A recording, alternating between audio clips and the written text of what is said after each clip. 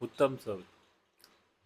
लईच असं वाटत नाही का जरा लईच फीडबॅक दिलाय. वा, असं फीडबॅक द्यायचं असतं. काय बोलायचं. मी हिंदीमध्येच येतं. तर बेंगलोरच्या ठिकाणी मी आता ही कटाची आमटी बनवते, कारण की माझी खूप जास्त फेवरेट आहे. ॲक्च्युली आमच्याकडे तूप नाही, तुपाची वाट बघते. तूप आल्यानंतर मी पुरणाची पोळी पण करणार आहे. रस झालेला आहे, भात झालेला आहे, आणि आमटी आणि पुरणाची पोळी करायची बाकी आहे. तर चला, मी पुरणाची पोळी आणि कटाची आमटी करते. तुम्ही काय केलं मला कमेंट करून नक्की सांगा. आणि आज खूप दिवसातून मी व्हिडिओ टाकते, कारण की म्हणजे मला टाईमच भेटत नव्हता. खूप दिवस झाले, मंथ एंड होतं, ऑफिसचे कामं होते, आणि सगळ्यात इम्पॉर्टंट की रोज रोज तेच तेच काय टाकायचं म्हणून मी टाकत नव्हती. तर आज मी पूर्ण अशी तयार झालेली बघू शकता. पूर्ण महाराष्ट्रीयन पद्धतीने मी तयार झाली आणि व्हिडिओ बनवते. आता कटाची आमटी आता तयार होते. तर मी लवकरच ती तयार करून घेते. थोडंसं मी इथं खोबरं भाजायला ठेवलं आहे, थोडंसं तेल टाकते त्याच्यात.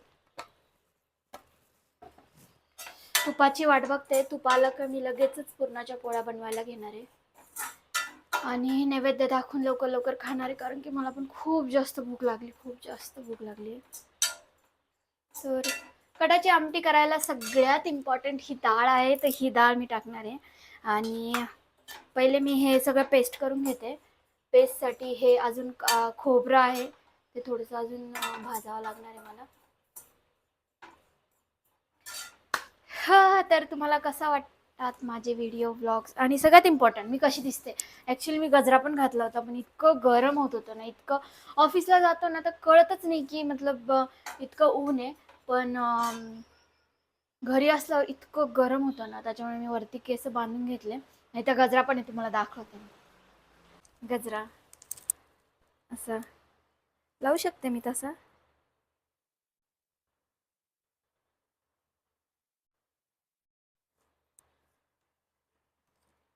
आपल्या महाराष्ट्राची शान. किती छान आहे ना, इतका छान वास येतोय ना. मोगऱ्याचा गजरा आहे, खूप छान वास येतोय. तर माझं खोबरं इथे भाजून झालंय. तर मिरच्या आहे, तर मिरच्या भाजून घेते मी थोड्याशा. थोडंसं तेल टाकते. त्याच्यानंतर आपण आता थोडेसे जिरे टाकून घेऊया. खूप छान टेस्ट लागते जिऱ्याची. मिरच्या आपण भाजून घेतल्या. त्याच्यानंतर कारण आपण तडका जेव्हा लावतो ना कटाच्या आमटीची, तेव्हा आपण जिरा टाकत नाही, डायरेक्ट पेस्टच टाकतो. त्याच्यामुळे आणि बस एवढंच. आणि ह्याच्यात अद्रक आणि लसूण बस एवढंच टाकायचं. हे थोडं रोस्ट करून घ्यायचे जिरे. साडीमध्ये सगळं अडकतंय. सो हे बघू शकता, मी इथे पुरणाची पोळी करते. माझ्याकडे पुरण चाळायला काही नाही, त्याच्यामुळे ना पुरण असं प्रॉपर असं वाटलं गेलेलं नाही आहे. त्याच्यामुळे आता अशाच पोळ्या करते.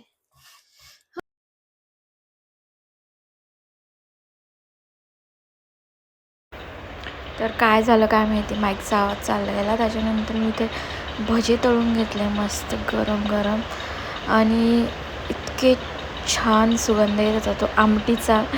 ती आमटी चक्क मी 2 दिवस खाल्ली. कोण कोण आमटी 2 दिवस खातं मला कमेंट करून नक्की सांगा. कारण कटाची आमटी जेवढी शिळी होते ना, तेवढी त्याची टेस्ट इतकी छान होते ना. आणि हे बघा आपली आमटी. आणि याच्यामध्ये मी ना पिठाचे गोळे, म्हणजे गव्हाचे पीठ असते ना त्याचे गोळे टाकते, कारण की ते मला खूप आवडतात. जेव्हा मी रशी भात खाते ना, म्हणजे रशी बोलतो आमच्याकडे आमटीला, तर त्याच्यासोबत मी खाते. त्याच्यानंतर मी इथे पूजा करून घेतली बघा सगळी अशी व्यवस्थित. आणि जे पूजेमध्ये आपण साहित्य ठेवलेलं राहतं ना, ते नंतर आपल्या वॉलेटमध्ये वगैरे ठेवायचं.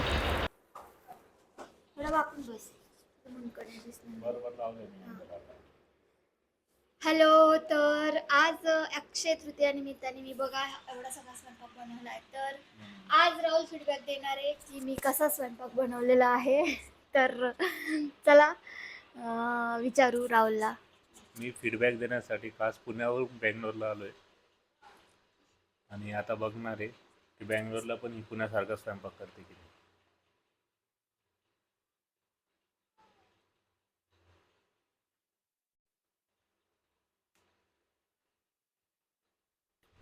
छान. चव काही चेंज नाही झाली. उत्तम चव.